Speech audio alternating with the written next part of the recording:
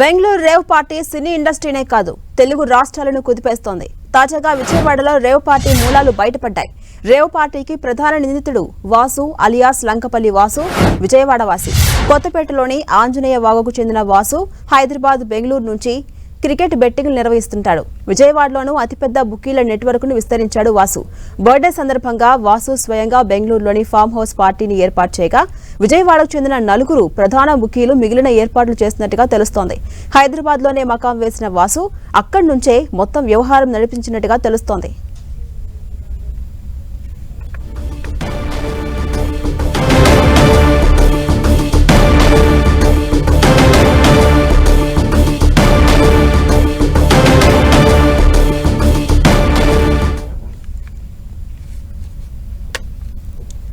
ఇదే అంశంపై మరింత సమాచారం మా ప్రతినిధి విజయ్ చంద్రన్ అందిస్తారు. విజయ్ చంద్రన్, బెంగళూరు రేవ్ పార్టీ ఘటన కొత్త ట్విస్ట్ ఒకటి బయటపడింది.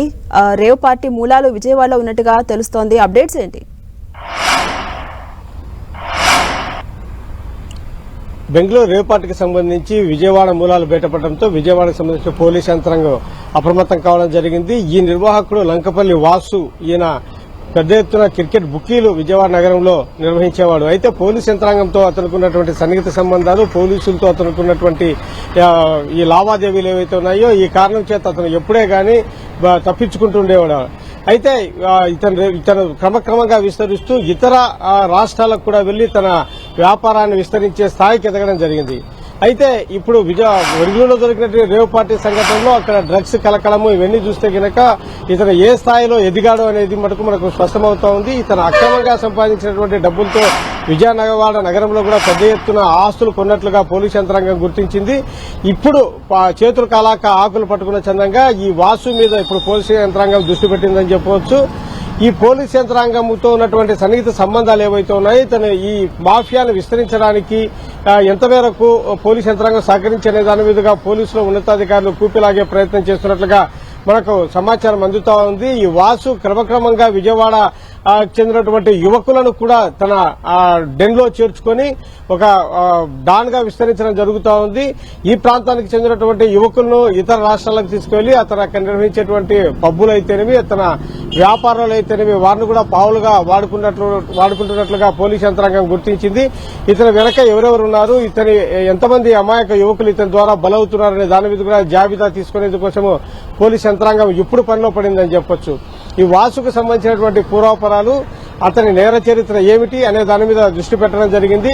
ఇతను ఇంతకాలము పెద్ద ఎత్తున క్రికెట్ బుకీగా ఉంటూ తన నేర సామ్రాజ్యాన్ని విస్తరింపు చేసుకుంటూ ఉన్నా కూడాను ఉన్నత స్థాయి అధికార యంత్రాంగము, పోలీస్ ఇంటెలిజెన్స్ ఇవన్నీ ఏం చేస్తున్నాయనే ప్రశ్న కూడా సర్వత్రా ఎదురవుతోంది ఉంది. పోలీసుల నిర్లక్ష్యము, వైఫల్యము కారణంగానే, తర్వాత అందులో ఉన్నటువంటి అవినీతి పరుల కారణంగానే ఇటువంటి డాన్లు విస్తరిస్తున్నటువంటి ఆందోళన వ్యక్తమవుతా ఉంది. ఇటువంటి డాన్లను ఇప్పటికైనా కూడా కట్టడి చేయాలి, లేకుంటే కనుక మరికొంతమంది వీళ్లను తయారు చేసే అవకాశం ఉంది. వీరి శిష్యగణంలో ఉన్నటువంటి వాళ్లు కూడా డాన్లుగా అవతరించే అవకాశం ఉంటుందని చెప్పేసి విజయవాడ నగరవాసులు ఆందోళన వ్యక్తం చేస్తా ఉన్నారు. ఈ డ్రగ్స్ మాఫియా ఇతర ప్రాంతాలకు విస్తరించాడు. ఇతను బెంగళూరులో ఇక్కడ కూడా ఇతను విస్తరించాడంటే కనుక విజయవాడలో కూడా ఇతను డ్రగ్స్ విక్రయాలు ఏమైనా జరుగుతున్నాయన్నటువంటి కోణంలో కూడా ఆ పోలీసు యంత్రాంగం ఇప్పుడు విచారణ మొదలుపెట్టింది. ఈ వాసుకు సంబంధించినటువంటి స్నేహితులు, తర్వాత అతనికి సంబంధించినటువంటి వ్యాపార లావాదేవీలు ఎవరైతే ఉన్నారో అతని ట్రాన్సాక్షన్స్ ఏ విధంగా ఉన్నాయో, బ్యాంక్ ట్రాన్సాక్షన్స్, ఇతనితో వ్యాపారం చేసేటువంటి వాళ్ళు, తర్వాత ఆస్తుల బదిలీలు, దీనికి సంబంధించినటువంటి వ్యవహారాలన్నింటి మీద పోలీసు యంత్రాంగం దృష్టి పెట్టి విచారణ సాగిస్తా ఉంది. అలాగే విజయ్ చంద్రన్, ఇప్పటి వరకు పార్టీలో పాల్గొన్న వారి బ్లడ్ శాంపిల్స్ ను అధికారులంతా తీసుకున్నారు. రిపోర్ట్స్ కోసం కూడా వెయిట్ చేస్తున్న పరిస్థితి. అయితే రిపోర్ట్స్ ఎప్పటిలోగా వచ్చే అవకాశాలు కనిపిస్తున్నాయి?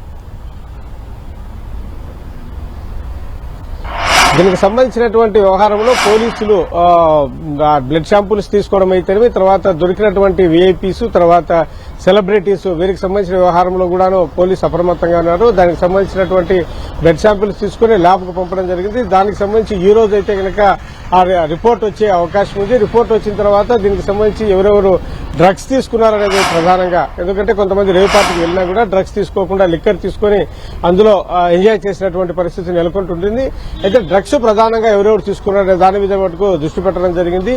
ఈ డ్రగ్స్ ఎక్కడి నుంచి వచ్చాయి, ఈ వాసుకు సంబంధించినటువంటి వ్యవహారంలో ఇతనికి డ్రగ్స్ సరఫరా ఎవరెవరు చేశారు అనే దాని మీద కూడా దర్యాప్తు చేస్తా ఉన్నారు. డ్రగ్స్ తీసుకోవడం వల్ల వారికి అలవాటు మొదటి నుంచి ఉంటుంది. కాబట్టి వీళ్ళు ఎక్కడెక్కడ నుంచి డ్రగ్స్ తీసుకొని దాన్ని తీసుకుంటుండేవారు అనే దాని మీద కూడా పోలీసు యంత్రాంగం దృష్టి పెట్టిందని చెప్పొచ్చు. ఆ వ్యవహారంలో కూడాను మొత్తంగా ఈ డ్రగ్స్ ముఠా గుట్టు రట్టు చేసే పనులు అయితే కనుక పోలీసు యంత్రాంగం పడింది. ఒకవైపు కర్ణాటక పోలీసులు అయితేనేమి, మరొక వైపు ఏపీ పోలీసులు ఇద్దరు కూడాను సమన్వయంతో పనిచేయాలని చెప్పేసి ఒక నిర్ణయానికి వచ్చినట్లుగా మనకు సమాచారం అందుతా ఉంది. అలాగే విజయ్ చంద్రన్, రేవ్ పార్టీ అనే ఘటన దగ్గర నుంచి ఇటు వాసు చూస్తే కనుక క్రికెట్ బెట్టింగ్ కూడా నిర్వహిస్తూ ఉంటున్నాడు. సో ఈ కేసు అనేది యూటర్న్ తీసుకునే అవకాశం ఎంతవరకు ఉంది? అంటే పాత కేసులను కూడా బయటకు తీసి విచారిస్తున్న పరిస్థితి. అంటే ఈ పాత కేసులకు సంబంధించి చూస్తే గనక ఈ వాసు పోలీసులకు ముఖ్య నేతలకు ఎప్పటికప్పుడు ముడుపులు అందజేస్తున్నటువంటి పరిస్థితి. ఎవరైనా ఈ వ్యవహారంలో అతను ప్రశ్నిస్తే గనక వారికి కూడాను కొంత ముడుపులు అప్పజెప్పి వారిని కూడా చల్లబరిచేటువంటి పరిస్థితి. కాబట్టి ఒకవైపు పోలీస్ యంత్రాంగము, సమాజంలో ఉన్నటువంటి పెద్ద మనుషులు వీరితో కూడా అతనికి సన్నిహిత సంబంధాలు ఉన్నాయి. వివిధ రాజకీయ పార్టీకి చెందినటువంటి నేతలతో కూడా అతనికి సన్నిహిత సంబంధాలు ఉన్నట్లుగా తెలుస్తా ఉంది. కాబట్టి కొన్ని రాజకీయ పార్టీలు కూడా ప్రశ్నించకుండా సైలెంట్ గా ఉన్నటువంటి ఆరోపణలు కూడా ఉంటా ఉన్నాయి. ఇప్పుడు ఒక చోట ఏదైనా ఒక క్రైమ్ జరుగుతూ ఉంటే గనక ఆ ప్రాంతానికి చెందినటువంటి ప్రజాప్రతినిధులు అయితేనేవి, బాధ్యత కలిగినటువంటి రాజకీయ నాయకులు అయితేనేవి ఏం చేస్తున్నటువంటి ప్రశ్న సర్వత్రా మొదలవుతుంది. సామాన్య ప్రజానికానికి అయితే వీరితో గొడవలు పెట్టుకున్న సమాచారం అందజేసినా కూడా దాడులు చేస్తారు, హత్యలకు పాల్పడతారని చెప్పి భయాందోళనతో సైలెంట్ గా ఉంటారు. అయితే బాధ్యతగా ఉండాల్సినటువంటి ఎవరికైతే కనుక ఓటర్లు ప్రజలు బాధ్యతలు అప్పగించారో ఆ నేతలు, ఆ బాధ్యతగా ఉండాల్సినటువంటి రాజకీయ పార్టీలు ఏం చేస్తున్నాయనేటువంటి రాజకీయాలు మాట్లాడతారు తప్ప ఇటువంటి సంగతి. Right, thank you Vijay Chandran.